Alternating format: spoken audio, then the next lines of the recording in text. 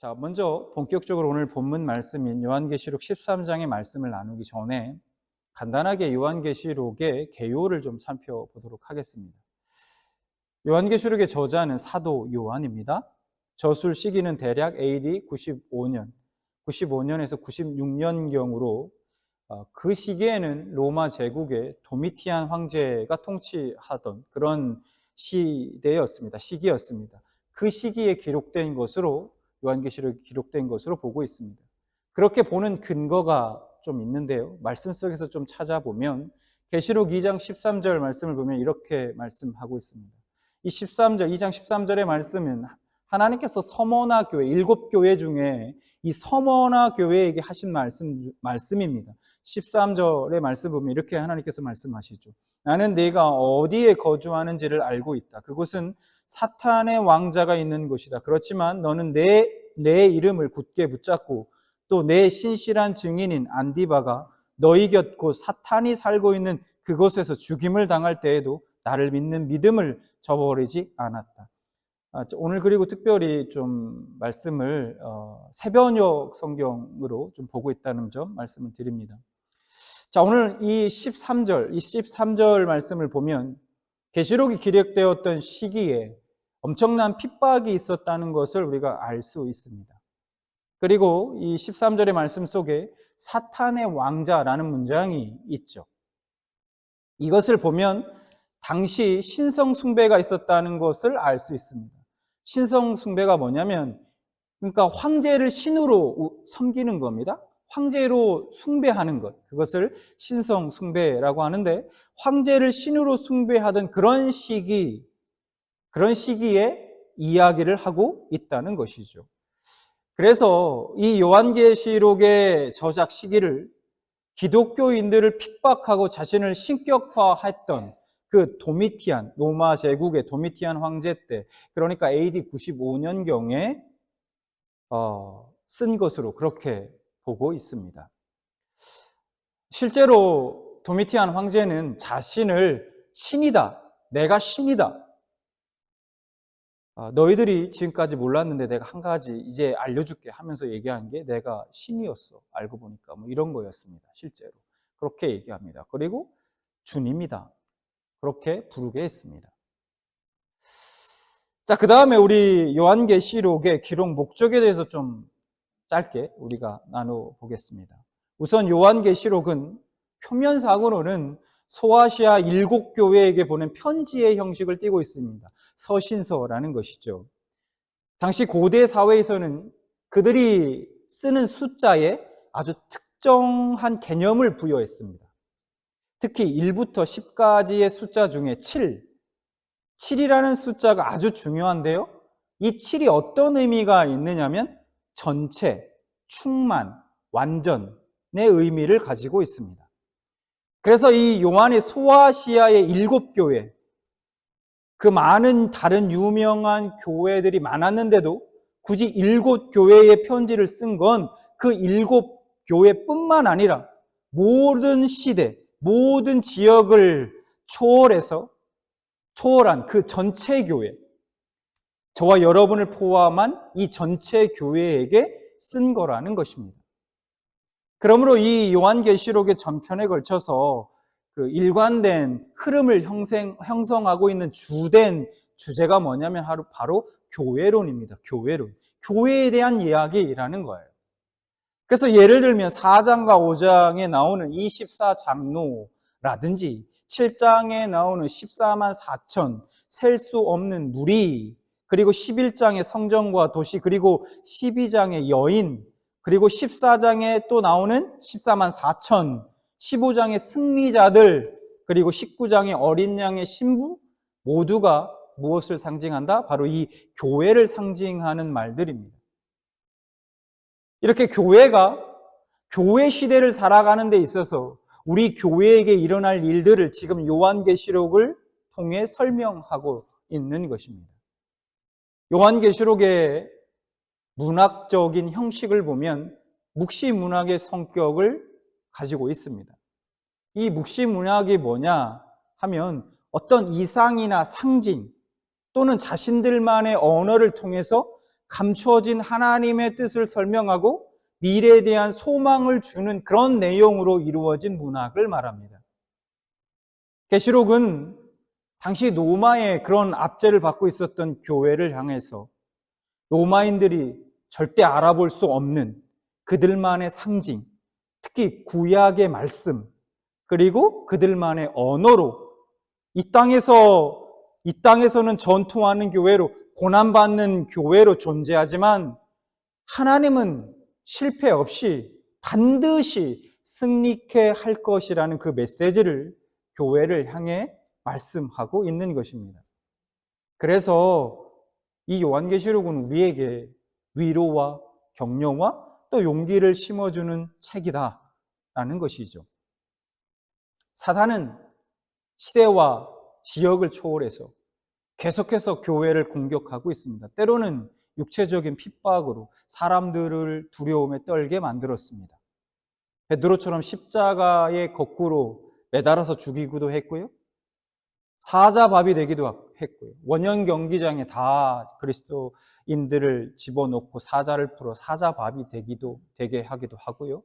심지어는 톱으로 켜서 죽이기도 하고, 차마 다 말씀드리기 힘든 잔인한 방법들을 동원해 그렇게 두렵게 만들었습니다. 그래서 믿음에서 퇴보하게, 물러서게 만들었다라는 거예요.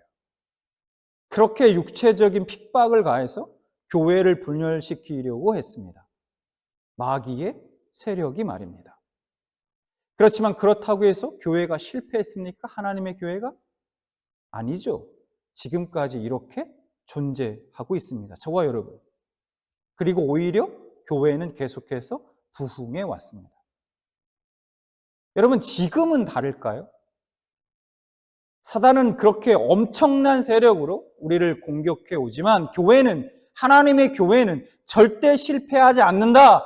그걸 보여주는 거예요. 어떤 책에서요? 요한계시록.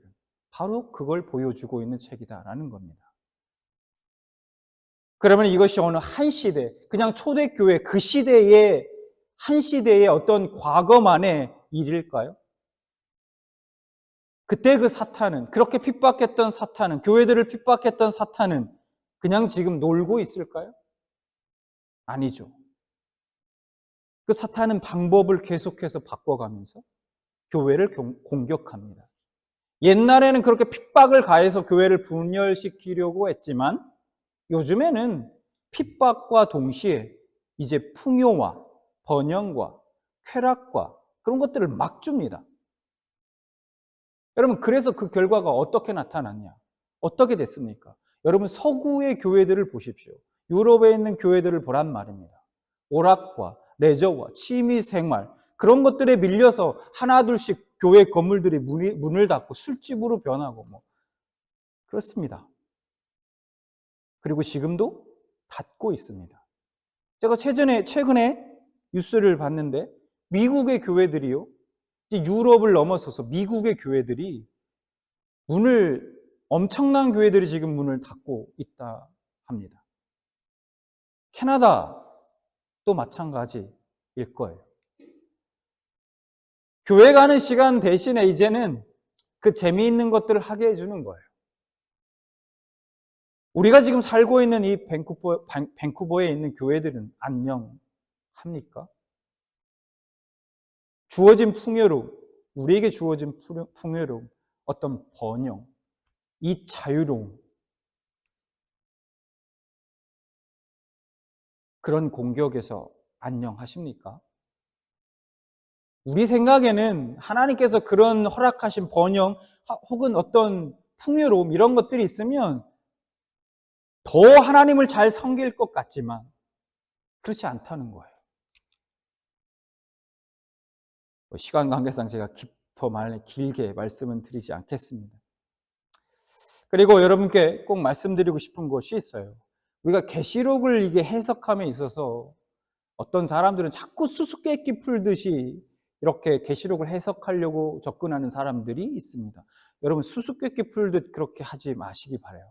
과학적으로, 어떤 역사적으로 막 풀어보려고 하면 자신의 지식을 막 동원해서 풀어보려고 하면 자칫 격길로 갈 수 있다는 겁니다. 계시록은 가능한 성경 안에서 성경으로 해결해야 한다는 점을 꼭 기억하시기 바랍니다. 자, 서론이 좀 길었죠? 서론이 좀 길었는데요. 이게 본격적으로 오늘 본문 말씀을 좀 살펴보겠습니다. 자, 우선 오늘 함께 살펴볼 요한계시록 이 13장은 요한계시록 12장과 굉장히 큰 연관성을 가지고 있습니다. 이 요한계시록 12장에 큰 붉은 용이 등장하는데 이 용은 바로 사탄을 상징합니다. 12장 3절 말씀을 한번 볼까요? 또 다른 표징이 하늘에서 나타났습니다. 머리 7개와 뿔 10개가 달린 커다란 붉은 용 한 마리가 있는데 그 머리에는 왕관을 7개 쓰고 있었습니다. 자, 그 용은 여자가 낳은 아이를 잡아먹으려고 했습니다. 이 아이는 장차 쇠 지팡이로 만국을 다스릴 아이라 말합니다. 12장 5절 마침내 그 여자는 아들을 낳았습니다. 그 아기는 장차 쇠 지팡이로 만국을 다스리실 분이었습니다. 벼랑간 그 아기는 하나님께로 곧 그분의 보좌로 이끌려 올라갔고, 여기서 여자는 아까 말씀드렸죠? 서두에 교회를 상징하고 여자가 낳은 아이는 예수 그리스도를 상징합니다. 예수 그리스도를 삼키려 했던 그 용의 계획은 실패로 돌아갑니다. 그리고 결국 용은 하늘에서의 벌어진 전투에서 미가엘과 그의 천사들에게 패하게 됩니다. 그리고 하늘에서 쫓겨난 패잔병 용은 큰 분을 내며 땅과 바다로 쫓겨나게 됩니다. 그리고 그 용은 이제 마지막 힘을 내어서 남은 자들을 해치려고 준비하게 됩니다. 그 붉은 용은 이제 그 전쟁을 대신 수행할 자신의 대리자들을 일으킵니다. 자, 오늘 본문 13장 1절과 2절 말씀을 이제 보겠습니다. 나는 바다에서 짐승 하나가 올라오는 것을 보았습니다. 그 짐승은 뿔 10과 머리 7이 달려 있는데 그 뿔 하나하나에 왕관을 쓰고 있고 그 머리 하나하나에는 하나님을 모독하는 이름이 붙어 있었습니다. 내가 본 그 짐승은 표범과 비슷한데 그 발은 곰의 발과 같고 그의 입은 사자의 입과 같았습니다. 그 용이 자기 힘과 왕위와 큰 권세를 이 짐승에게 주었습니다. 13장에는 두 짐승이 나옵니다. 붉은 용의 대리자, 하수인이 등장하는데 두 짐승이 등장한다라는 거예요. 1, 2절에는 첫 번째 짐승에 대한 묘사가 나옵니다. 먼저 이 말씀에서 등장하는 짐승이 누구를 상징할까에 대해서 관심을 가지는 사람들이 많습니다. 특히 세대주의자들이 그렇습니다. 여러분, 이 세대주의라는 것이 무엇이냐면 성경을 이렇게 세대로 자꾸 나눕니다. 조각조각 나누어요. 이렇게 조각.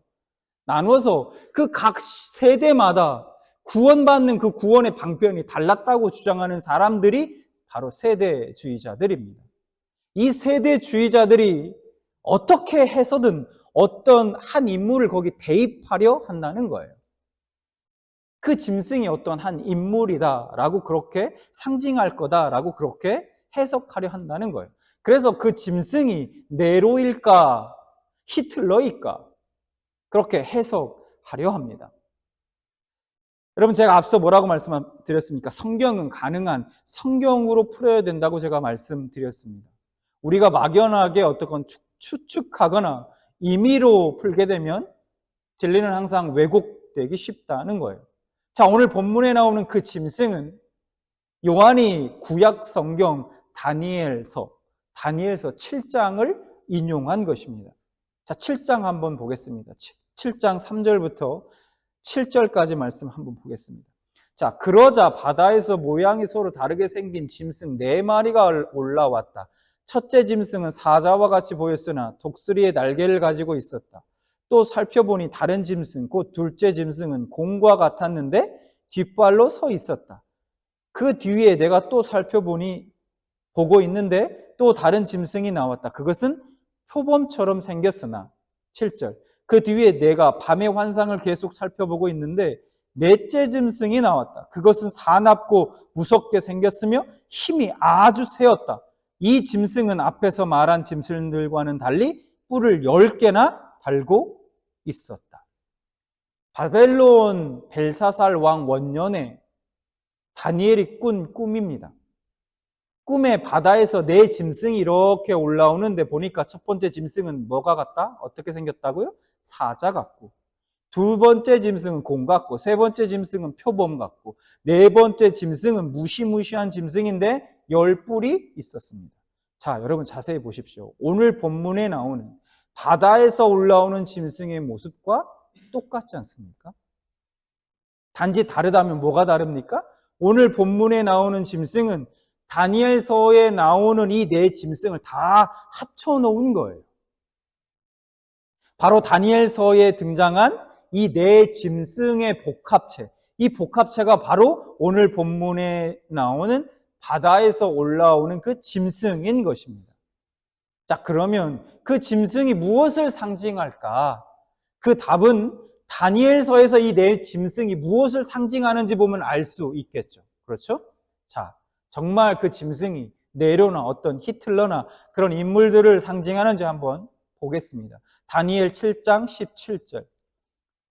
이 큰 짐승 네 마리는 앞으로 땅에서 일어날 네 왕이다. 그 다음에 다니엘 7장 23절.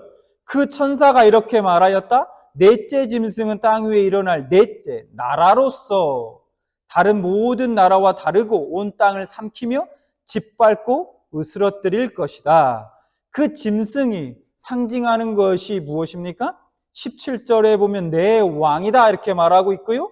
23절에 보니까 내 나라다 라고 그렇게 말씀하고 있습니다. 그 짐승은 바로 이스라엘의 대적으로 역사에 등장하게 되는 세계 최강대국들, 바로 바벨론, 페르시아, 그리스, 그리고 로마 제국을 상징하고 있습니다. 그런데 이 요한계시록에는 그 네 나라를 상징하는 것들이 한 짐승 안에 다 들어 있습니다. 여러분, 이것이 무엇을 의미할까요? 여기 아주 중요한 의미가 있습니다. 그 바다에서 올라오는 짐승의 모습이 바벨론, 페르시아, 헬라, 로마를 합쳐놓은 한 몸으로 표현하고 있다는 것은 그것들의 근원이 어느 한 곳이라는 뜻입니다. 그 근원이 어디에 있을까요? 그 근원이 어디에 있습니까? 바로 사탄에게 있다는 겁니다. 바다에서 올라오는 짐승은 그 모습도 다르고 나타난 시간도 다 다릅니다. 하지만 그들은 모두 사탄이라는 같은 주인의 사주를 받고 시간과 공간을 초월해 하나님과 하나님의 자녀를 대적합니다. 그래서 바다에서 올라오는 짐승은 그런 하나님과 하나님의 자녀들을 대적하는 모든 세력들을 전부 합해서 총칭하고 있는 거예요. 그게 바다에서 올라오는 짐승인 겁니다. 단순히 어느 한 시대에 한 인물만을 지칭하는 게 아니라는 말이에요. 물론 그 짐승이 상징하는 것에는 네로나 히틀러 같은 인물도 포함될 수 있습니다. 인물뿐만 아니라 무형적인 것, 예를 들면 어떤 물질주의, 종교다원주의 같은 그런 사상과 인간들의 사상과 철학과 이념, 하나님을 대적하는 것들이요. 그런 것들이 다 포함될 수 있다는 거예요.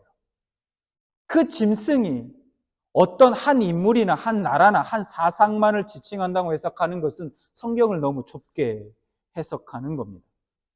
자, 1절 말씀을 우리 다시 보겠습니다.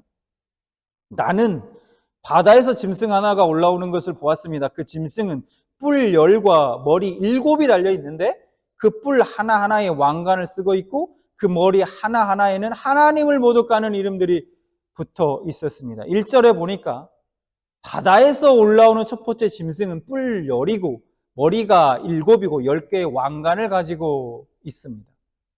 우선 뿔과 왕관은 무엇을 상징하냐? 힘과 권세를 상징합니다.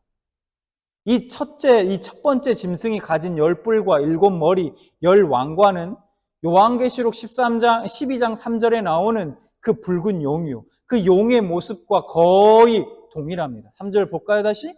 또 다른 표징이 하늘에서 나타났습니다. 머리 7개와 뿔 10개가 달린 커다란 붉은 용 한 마리가 있는데 그 머리에는 왕관을 7개 쓰고 있었습니다. 즉, 이 첫 번째 짐승은 그 용의 하수인으로 용의 권세를 그대로 물려받은 존재라는 거예요. 본문 13장 2절 후반절을 보면 용이 자기의 능력과 보좌와 큰 권세를 그 짐승에 주었더라 라고 말씀하고 있습니다. 그런데 여러분 5장 6절 요한계시록 5장 6절에도 비슷한 말씀이 등장합니다. 6절 5장 6절 한번 보겠습니다. 그 어린 양은 죽임을 당한 것과 같았습니다. 그에게는 뿔 7과 눈 7이 있었는데 그 눈들은 온 땅에 보내심을 받은 하나님의 7 영이십니다. 계시록 이 5장 6절은 누구에 관한 말씀인 것 같습니까? 누구에 관한 묘사 같아요? 예수 그리스도에 관한 묘사입니다. 그런데 오늘 본문 13장 3절은 누구에 대한 묘사였습니까? 바로 사탄의 하수인, 짐승, 그 짐승에 관한 묘사입니다. 그러니까 그 바다에서 올라온 짐승은 지금 누구를 흉내내고 있느냐? 그리스도를 흉내내고 있는 것을 우리가 알 수 있습니다. 예수님께서 하나님으로부터 능력과 권세를 받은 것처럼 이 첫 번째 짐승이 용으로부터 능력과 권세를 받음으로 그 예수님의 모습을 그대로 따라하고 있는 거예요. 자, 3절을 보겠습니다. 또 13장 3절. 그 머리를 가운데 하나는 치명상을 입은 듯 하였습니다. 그러나 그 치명적인 상처가 나으니 온 세상은 놀라서 그 짐승을 따라갔습니다. 이게 개역개정에서는 치명상을 입고 죽은 듯 하다가 그 상처가 나으니 이렇게 되어 있습니다. 예수님께서 이 땅에 오셔서 고난을 당하시고 십자가에서 죽으시고 부활하신 그 사건, 바로 이 죽음과 부활이야말로 주님의 삶의 가장 핵심이 되는 그런 사건들입니다. 그런데 이 첫 번째 짐승이 바로 이러한 모습까지 모방하고 있는 것을 볼 수 있습니다. 여러분, 마귀는 항상 하나님을 패러디합니다. 비슷하게 흉내를 내요. 거짓의 아비예요. 위장의 아비. 그게 바로 마귀입니다. 여러분, 우리가 여기서 잘 생각해 보길 원합니다. 이 부분에서 우리는 이 사탄 마귀의 가장 큰 특징이 무엇인지를 우리가 알 수 있습니다. 창세기 11장에 보면 바벨탑 사건이 나옵니다. 여러분, 타락한 인간들이 이 바벨탑을 쌓으려는 목적이 무엇이었습니까? 창세기 11장 4절을 볼까요? 그들은 또 말하였다. 도시를 세우고 그 안에 탑을 쌓고서 탑 꼭대기가 하늘에 닿게 하여 우리의 이름을 날리고 온 땅 위에 흩어지지 않게 하자. 하늘에 닿게 하여 우리의 이름을 날리고, 하나님을 떠나서 이 사탄의 손아귀에 살게 된 인간들은 끊임없이 자신들이 하나님이 되고 싶은 그런 욕망 속에서 살게 되어 있습니다. 옛뱀이라고 말하는 그 사탄. 12장에서 그 사탄을 옛뱀이라고 얘기하고 있어요. 처음에 하와를 유혹해서 결국은 선악과를 따먹게 만들었던 그 옛뱀이 하와를 어떻게 유혹했습니까? 뭐라고? 이거 먹지 말라고 하든? 아니, 먹어. 이거 먹으면 너가 눈이 밝아져서 하나님과 같이 될 수 있어 라고 얘기했습니다. 하와는 그 얘기를 듣고 선악과를 따 먹었죠. 하나님을 떠나서 이 사탄의 손아귀에 있는 살게 된 인간들은 그 후로 끊임없이 자신들이 하나님이 되고 싶은 그런 욕망 속에 살게 된다라는 거예요. 끊임없이 자신들의 힘으로 하늘에 오르려는 그 시도를 하면서 살고 있습니다. 성을 쌓고 힘을 키우고 내가 노력해서 내 능력으로 돈을 벌고 지식을 쌓고 명예를 추구하면서 말입니다. 인간들은 그렇게 내가 내 인생의 주인이다. 하나님이 아니라 내가 주인이다. 하나님은 필요 없다. 내 인생에. 왜 내가 누구의 종이냐? 왜 하나님이 나의 주인이냐? 내가 주인이다. 라는 그런 바벨탑을 쌓으며 살아가고 있습니다. 그게 바로 하나님께 쫓겨난 마귀의 세력의 특징인 것이고 타락한 인간들도 거기에 들어가 있는 것입니다. 천사들을 비롯해서 우리 인간들은 하나님을 전적으로 의지하고 의존하며 살아가야 할 피조물들입니다. 그런데 하나님을 떠난 천사들과 인간들은 그렇게 하나님의 자리를 끊임없이 넘겨오면서 사는 자들이 된 것입니다. 우리 함께 바벨탑을 쌓자. 이게 바로 바다에서 올라오는 짐승이 핍박하고 미혹하는 방법인 것입니다. 하나님께서 가장 싫어하는 교만, 힘을 키워라. 너도 얼마든지 하나님과 같이 될 수 있어. 이 거짓 유혹에 속아서 불경하게 피조물인 인간이 하나님 행세하며 살아가고 있는 거예요.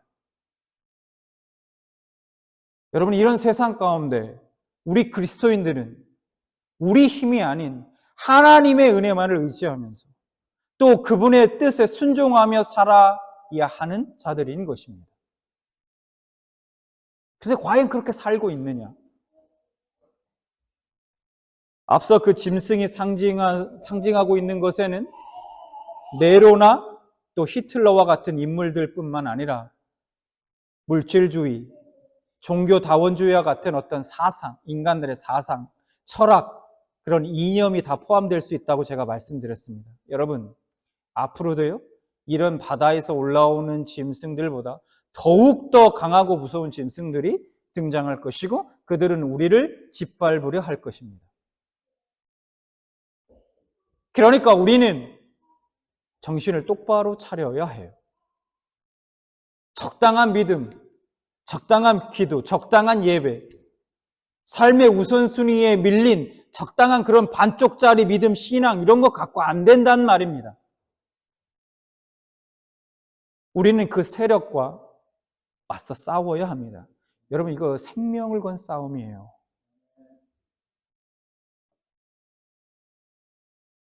제가 예전에 중국에 이렇게 가정교회들, 지도자들 이렇게 만나서 교제할 기회가 있었습니다. 교환들에게 매일 쫓기는 삶을 살아요. 잡히면 그냥 가서 감옥에 갇히는 거 끝나는 게 아니라 모진 고문을 받습니다. 고문이요.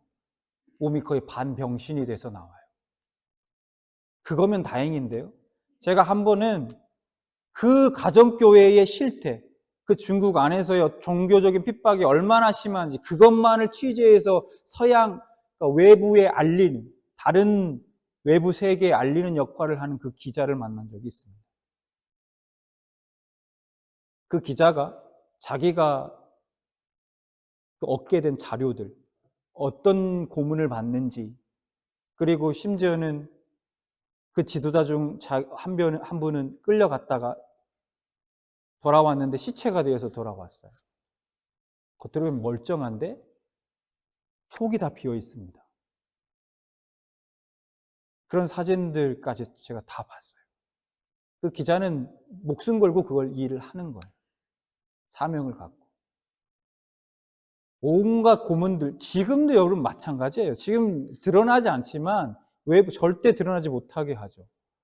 그런 일들이 지금도 자행되고 있어요. 그렇게 교회를 핍박하고 있습니다. 근데 여러분 신기한 게 뭔지 아십니까? 중국의 교회가, 가정교회가 그러면 유축되고 뭔가 축소되고 뒷걸음질 치고 막 이럴 것 같죠? 아니에요. 더 부흥했습니다. 더 부흥했어요. 그래서 지금 가정교회가 이제는 저 중동 지역으로 선교사를 파송할 정도의 위치까지 올라왔어요.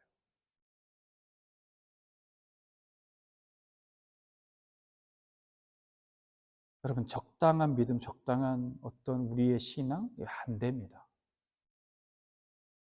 생각처럼 그렇게 만만하지 않아요, 사탄이. 여기까지 말씀을 들으면 너무 비관적인 거 아닌가 이런 생각이 혹시 드실 수도 있겠습니다. 그런데 여러분, 그렇지 않습니다. 왜냐하면 제가 결론부터 좀 말씀을 드리면 최후의 승리, 그 승리는 이미 보장되어 있기 때문입니다. 예수 그리스도, 우리의 주인 되신 그 예수 그리스도께서 승리하셨다. 그 승리는 이미 보장되어 있다는 거예요, 우리에게. 그렇다면 이제 매일의 삶 속에서 이 치열한 전쟁에서 우리는 무엇으로 맞서 싸워야 할까요? 하는 이 문제는 다음 주에 이어서 제가 나누도록 하겠습니다. 그 바다에서 올라오는 짐승은 여러분 다시 정리하겠습니다. 유형적인 것, 어떤 조직이나 어떤 세력 또는 인물일 뿐만 아니라 무형적인 것들, 사상, 어떤 철학, 이념, 어떤 시대 정신 등등 이런 것으로 오기도 합니다. 여러분, 그렇게 바다에서 올라오는 짐승은 하나님을 대적하고 교회를 끊임없이 대적할 겁니다. 여러분, 지금 보십시오. 제가 오늘 아침에 좀 있으면 발렌타인데이 아닙니까? 애들 주려고 학교에 보내려고 이렇게 이제 애들 나눠주려고 구디백 만들면서 그 안에 이제 이렇게 여러 가지 볼펜 뭐 이렇게 하트로 된 이런 것들 막 이렇게 넣는데 지우개를 이렇게 하트로 된 지우개를 옆에 빼놓은 거예요. 그래서 제가 오늘 아침에 물어봤어요. 이 지우개는 왜 거기다 안 넣냐고. 그런데 그 지우개가 무지개 지우개였어요. 무지개 지우개였어요. 그래서 왜 안 넣냐고 물어보니까 무지개 이거 하면 좀 무지개 하면 약간 동성애 이런 것도 상징하지 않습니까? 그래서 안 넣었다는 거예요. 그래서 무지개 하면 하나님의 언약, 약속이 떠오르지 않냐? 제가 그렇게 얘기를 했습니다. 그러면서 문득 떠오른 게, 야, 이 사탄이 하나님을 모독하는데 이 언약의 무지개까지도 무지개 보면 딱 떠오르게 하는 게 하나님의 언약이 떠오르는 게 아니라 동성애가 떠오르게 만드는구나. 이제는 여러분 무섭다라는 생각이 순간 제가 드는 거예요. 이야, 이 교묘하구나. 여러분, 우리 그런 시대에 살고 있습니다. 무지개 지우개 하나까지도 줄까 말까 고민해야 하는.